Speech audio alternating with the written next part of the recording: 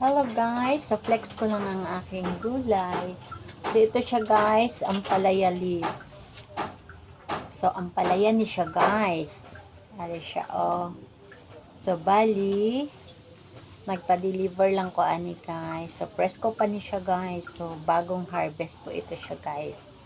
So pag hindi kayo taga bukid guys, siguro hindi po ito familiar sa inyo.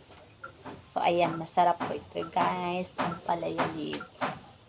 So, ayan, thank you sa nagbenta nito. Then, ito na naman guys, ang ating kulitis.